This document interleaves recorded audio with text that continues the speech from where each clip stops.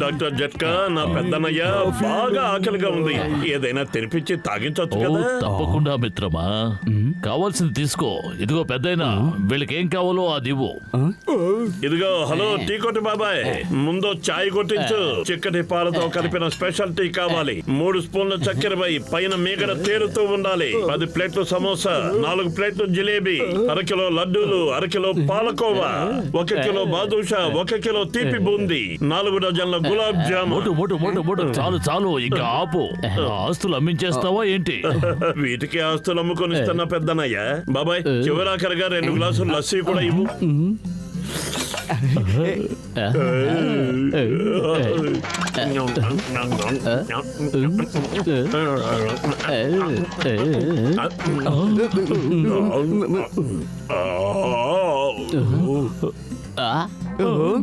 అసలే ఈ ఎండ తాపానికి తట్టుకోలేకపోతున్నాను. దానికి తోడు నువ్వొకరు తయారయ్యావా? నీ సంగతి తర్వాత చూస్తాను గాని ముందు ఈ ఎండ తాపం తట్టుకోవడానికి వెంటనే ఏదో ఒకటి చేయాలి. ఎండ తాపాన్ని తట్టుకునే విషయంలో నాకు 20 ఏళ్ల అనుభవం ఉంది. పదండి, అందరం ఐస్ ఫ్యాక్టరీలో ఉద్యోగాలు సంపాదిద్దాం. చల్లదనానికి చల్లదనము, డబ్బులకి డబ్బులు కూడా వస్తాయి. ఎందుకు ఆలస్యం, రండి వెళదాం. అట్ట వెళ్ళిపోతారేంటి? నా డబ్బులు ఎవరిస్తారు? ఆగండి.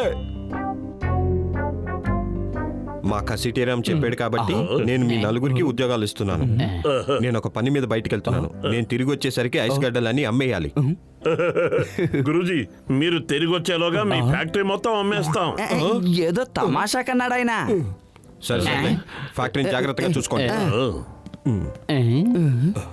వెళ్ళిపోయారు యజమాని. ఇక కొనసాగని మన పని. వేసవి తాపం తప్పించుకుందాం, చల్లని మంచులో హాయిగా ఉందాం. ఆడండా. ఏంటో ఫైల్ తీసుకెళ్లడమే మర్చిపోయాను. దారిలోని గుర్తొచ్చింది కాబట్టి సరిపోయింది. ఏంటిది? ఏమిటి భయంకరమైన శబ్దాలు? మోటుపత్తులో వాళ్ళందరూ ఏమైపోయారు? సమోసా. ఏమిటిది? నిద్రపోవాల్సిందే, రాత్రిపూట కదా.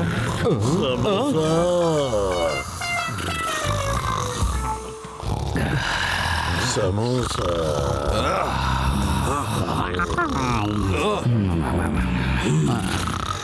సమోసా. సరిద్దం చేస్తుంది.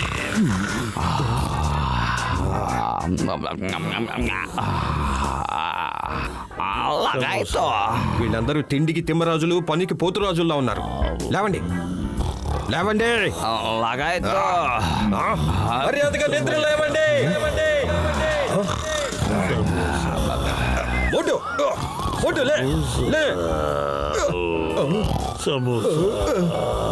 పెద్దనయ్య, విందారగించాం కదా, వచ్చి హాయిగా నిద్రపో. నిద్రపో, మర్యాదగా నిద్రలే.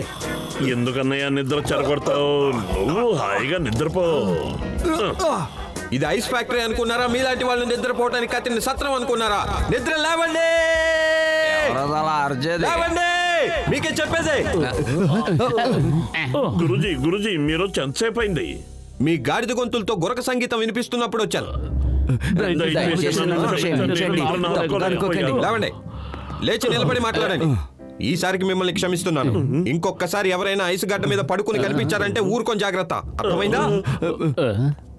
ఇక నిద్రపోయింది చాలు. నేను పత్రు కలిసి ఫ్యాక్టరీని శుభ్రం చేస్తాం. మీరిద్దరూ ఐస్ అమ్మండి. ఐస్ అమ్మే విషయంలో నాకు 20 ఏళ్ల అనుభవం ఉంది.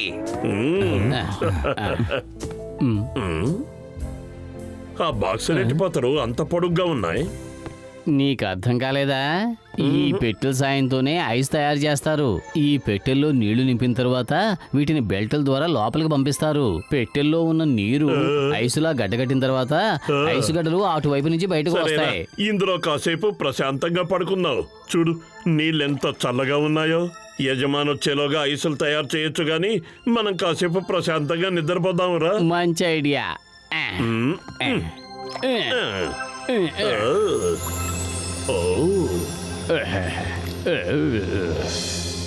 రండి బాబు, రండి. చల్ల చల్లని ఐస్ కొనుక్కుని వెళ్ళండి. రండి రండి బాబు, రండి. అరే, ఐస్ అమ్ముతున్నావా, సంతలో కూరగాయలు అమ్ముతున్నావా? తప్పగా ఐస్ అమ్మడంలో నాకు 20 ఏళ్ల అనుభవం ఉంది.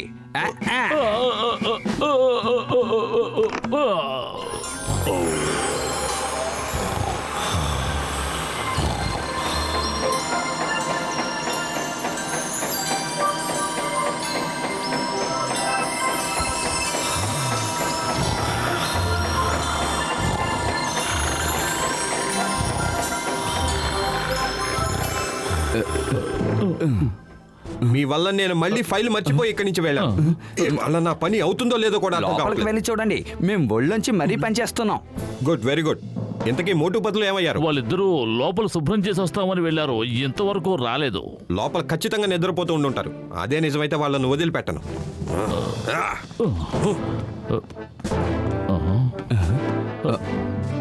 ఆ, ఏ మోటు, నా ప్రాణమిత్రుడా, నువ్వెక్కడున్నావు?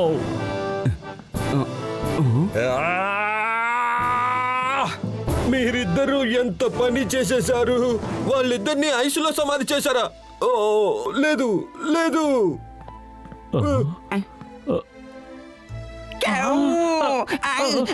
మోటు పతులు. అరే మోటు, నా ప్రాణమిత్రుడా, నా సహోదరుడా, ఎంత పని జరిగింది. ఇక నుంచి నేను ఎవరి మీద ప్రయోగాలు చేయాలి? లగాయత్తు పతులు, మై ఫ్రెండ్, ఎంత ఘోరం జరిగిపోయిందో. ఇక నా ఫ్యాక్టరీ ఖచ్చితంగా సీల్ చేసేస్తారు.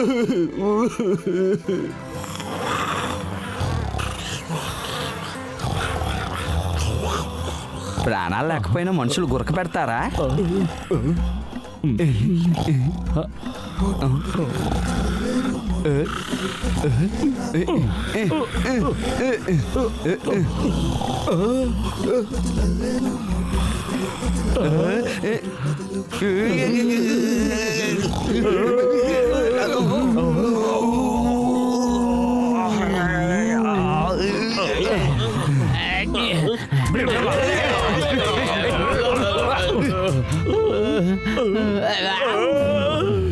సార్, మాకు ఒకే ఒక్క అవకాశం ఇవ్వండి, చివరి అవకాశం ఇవ్వండి. ఈ తప్పు జరగకుండా చూసుకుంటాం. దయచేసి మమ్మల్ని నమ్మండి. ఆఖరి అవకాశం ఇదే, చివరి ఆఖరి అవకాశం.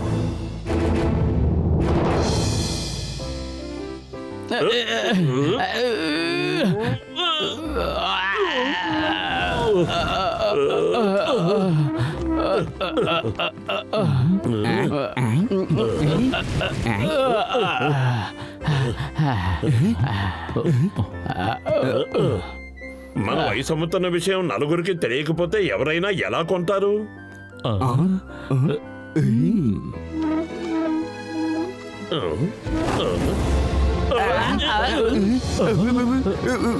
మోటు ఐసు. ఏ మోటు, వెళ్ళి ఐసు ఆపు. పెద్దనయ్య ఐసును పట్టుకో. కసిడా, వెళ్ళి దాన్ని ఆపు. అరే, ఎవరో ఒకరు వెళ్ళి దాన్ని పట్టుకోండి.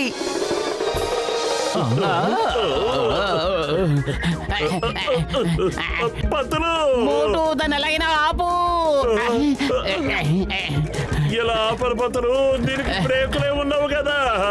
కాపాడండి, అయ్యో అయ్యో, కాపాడండి, అయ్యో కాపాడండి. అడ్డు రావద్దు రావద్దు, అయ్యో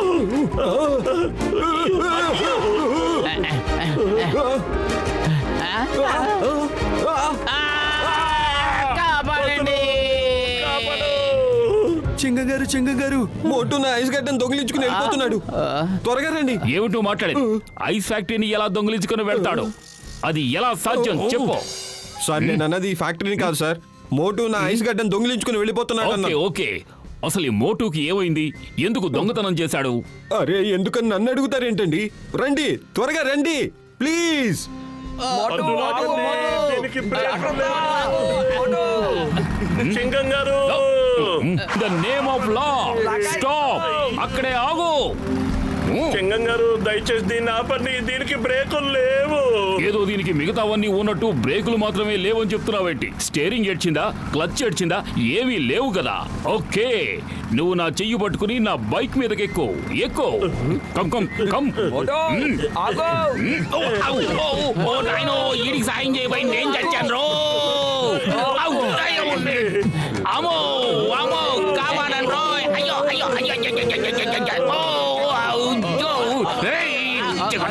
అయ్యో అయ్యో అయ్యో అయ్యో. మర్యాద కాకు, లేకపోతే కాల్చి పారేస్తాను.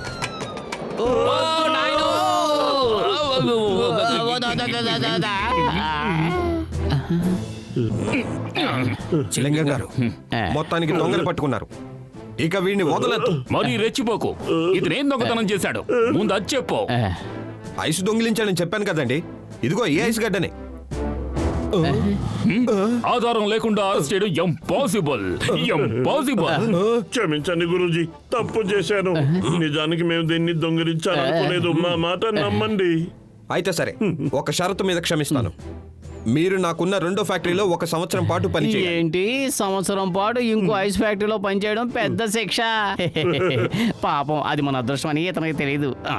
మేము ఒప్పుకుంటున్నాం.